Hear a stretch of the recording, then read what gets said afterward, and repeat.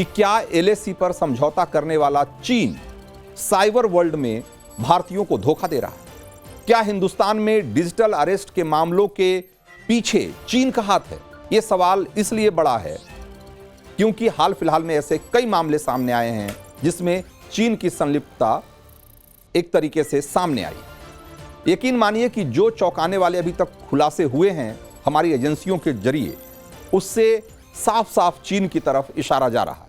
Times now Navbharat को मिली एक exclusive जानकारी के मुताबिक अपने देश में अपने ऐसे मानव तस्करी से जुड़ा हुआ जो सिंडिकेट काम कर रहा है, वो लोगों को गुमराह करके म्यांमार, लाओस, कंबोडिया और ऐसे देशों में ले जा रहा है जहां उन्हें साइबर क्राइम के दलदल में फंसाया जा रहा है। चीनी कंपनियों के इशारे पर यह सारा खेल दुबई के रास्ते खेला जा रहा है और ये पूरा खेल क्या है समझने के लिए हम आपको एक बार ग्राफिक्स के जरिए चीजें दिखाते हैं। तो ये आप समझिए कि दिल्ली पुलिस और एनआईए की स्पेशल जो सेल है उसकी जांच में इन बातों का खुलासा हुआ है कि कैसे ये पूरा जो ह्यूमन ट्रैफिकिंग है और जो ये डिजिटल अरेस्ट का खेल चल रहा है ये क्या है। तो ये आप ये समझिए कि ये भारत से म्यांमार, लाओस और कंबोडिया, यहाँ बहुत सारे ऐसे सेंटर्स हैं जहाँ पर कि तो यहाँ देखिए मैं बताता हूँ आपको कि इसका तरीका क्या है कि भारत से पहले चूंकि आपको हायरिंग के नाम पर कि आपको अच्छी कंपनियों में नौकरी मिलेगी आईटी से और अच्छी मोटी तनख्वाह वाली नौकरी मिलेगी, इस तरह का झांसा दे करके और उनको दुबई ले जाया जाता है और दुबई में ले जा करके उसके बाद उनको म्यांमार, लाओस और कंबोडिया के ऐसे सेंटर्स में, ऐसे कॉल सेंटर्स में भेज दिया जाता है, ऐसे कॉल सेंटर्स में भेज दिया जाता है जिसका मालिकाना हक चाइनीज कंपनियों के पास है और वो कंपनियां फिर ये जो यहाँ भारत से ले जाए गए लोग हैं इनको साइबर क्राइम के लिए उनको ट्रेन करते हैं और फिर हिंदुस्तान समेत और जो पूरा दक्षिण एशिया का इलाका है यहाँ पर कई देशों में ये लोगों को ठगने का काम करते हैं। इसके अलावा चूंकि ये कंपनियां दुबई से भी जुड़ी हुई हैं तो जो पैसा है पूरा वो दुबई के जरिए रूट किया जाता है। ये म्यांमार, लाओस और कंबोडिया के जरिए सीधे चीन पैसा नहीं जाता बल्कि दुबई और फिर दुबई में बैठी हुई कंपनियां ये चीन को पैसा रूट कर देती हैं। तो ये जो अभी तक जानकारी मिली है उसके हिसाब से ये एक पूरा नेक्सस चल रहा है और इस तरीके से काम हो रहा है। तो अब जरा देखिए कि किस तरीके से डिजिटल धोखाधड़ी जो इस देश में है वो कितनी रफ्तार से बढ़ रही है। हम आपको कुछ आंकड़े दिखा रहे हैं कि 2021 में 4,52,000 मामले ऐसी शिकायतें मिली थी जो साइबर फ्रॉड से जुड़ी हुई थी या साइबर क्राइम से जुड़ी हुई थी। अब आप देखिए कि कैसे बढ़ रहा है। 2022 में ये बढ़कर 9,66,000 हो गया। आप सोच रहे हैं 4 लाख से सीधे 9 लाख यानी कि 2 गुना। और 2023 में 15,56,000, 9 लाख से सीधे 15,56,000 और अभी 2024 का जनवरी से अप्रैल तक का ही डेटा है उसके मुताबिक करीब 7.5 लाख मामले आ चुके हैं साइबर फ्रॉड के।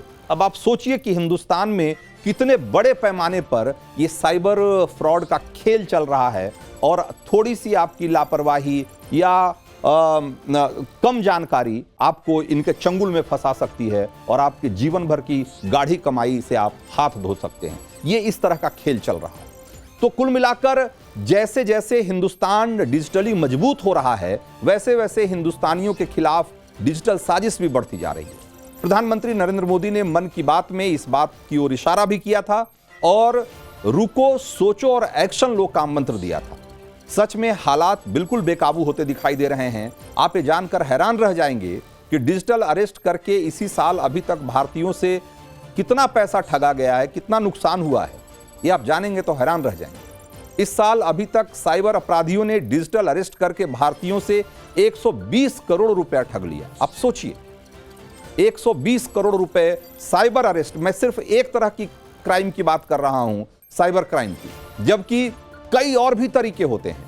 जैसा कि आप साइबर फ्रॉड, आपको ओटीपी भेजा और उसके बाद आपके अकाउंट से पैसे गायब कर दिए, या आपको किसी तरीके से और दूसरे मामले में फंसा करके, डरा के, धमका करके, साइबर बुलिंग करके, कुछ भी करके आपसे पैसे ठग लेना, वो एक चीज़ है। सिर्फ साइबर अरेस्ट के मामले में बता रहा हूँ जिसमें कि आपके पास आपके पास कॉल आता है, आपको बताया जाता है कि आपका मामला, आपका कोई पार्सल या आपका फ़ोन नंबर उसका गलत इस्तेमाल किया गया है, आतंकवाद के लिए या बड़ी ठगी के लिए इस्तेमाल हुआ है आपके फ़ोन नंबर का, और इस तरीके से आपको डरा दिया जाता है और फिर आपको इस तरह के लोग आपके सामने आकर के ऑनलाइन ही आपसे सब सारी बातें की जा रही होती है और आपको फिर कहा जाता है कि नहीं, आप अपना मोबाइल का कैमरा ऑफ नहीं कर सकते, आप सामने रहिए और आपके पूरे अकाउंट की हमें तलाशी लेनी पड़ेगी और हमें पूरा देखना पड़ेगा ट्रांजैक्शन आपके अकाउंट में किस तरीके से हुआ है, और इस तरीके की बातें करके और आपसे आपकी जो प्राइवेट जानकारियां हैं आपके अकाउंट से जुड़ी हुई, बैंक अकाउंट से जुड़ी हुई ले ली जाती है और आपको इस तरीके से उनके जाल में आप आसानी से फंस जाते हैं।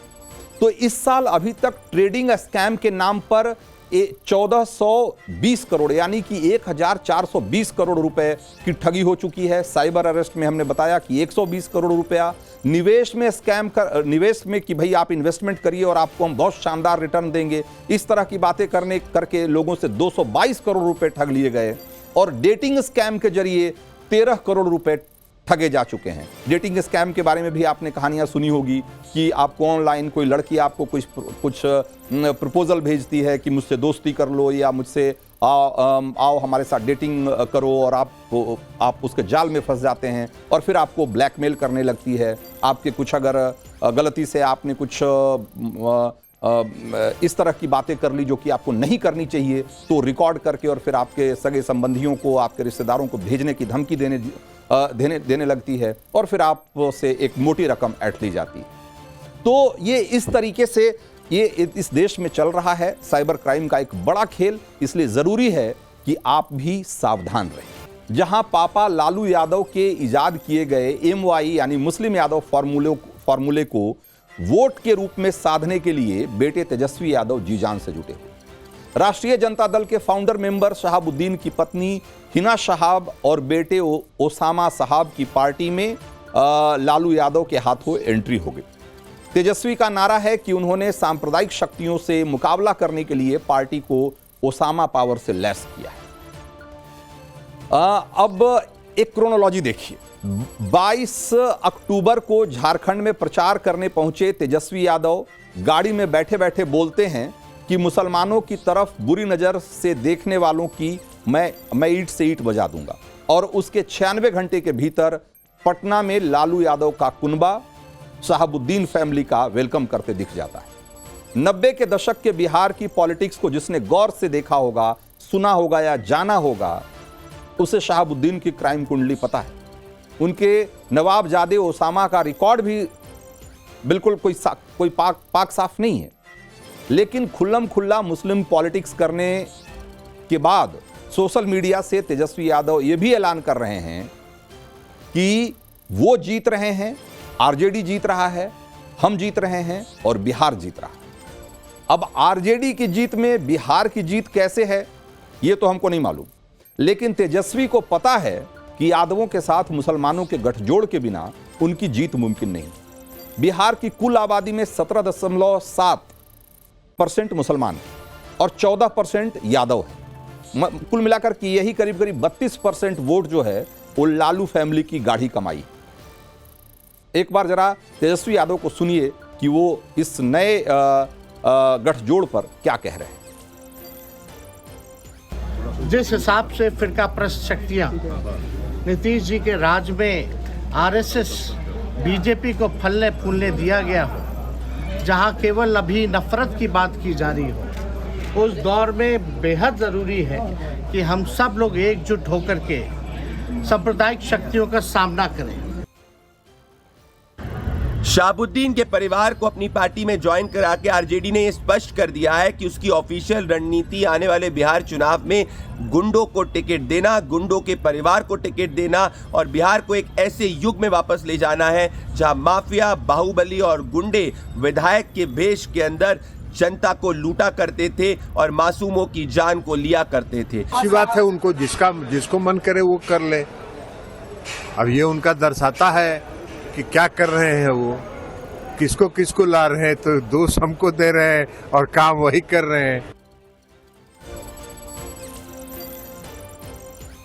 तो खबर है कि आने वाले विधानसभा चुनाव में तेजस्वी शहाबुद्दीन के बेटे ओसामा को सिवान के रघुनाथपुर से चुनाव लड़ाएंगे। 90 के दशक में लालू यादव ने बाहुबली शहाबुद्दीन को खुली छूट दे रखी थी, लेकिन जब दिन लदे और शहाबुद्दीन भीतर गए यानी कि जेल गए तो दूरियां बढ़ती चली गई। कोरोना में शहाबुद्दीन की मौत के कई दिनों बाद तक लालू फैमिली ने इस परिवार का हालचाल नहीं पूछा था। जानकार बताते हैं कि तेजस्वी यादव बाहुबली फैमिली से दूर रहकर अपनी गुड बॉय वाली छवि बनाने की कोशिश कर रहे थे, लेकिन लोकसभा चुनाव में पार्टी का हश्र देखने के बाद अपने पापा के फॉर्मूले पर लौट आए। कुल मिलाकर आरजेडी की राजनीति में लालू शहाबुद्दीन युग के बाद अब तेजस्वी ओसामा युग की शुरुआत हो चुकी है। अब रुख करते हैं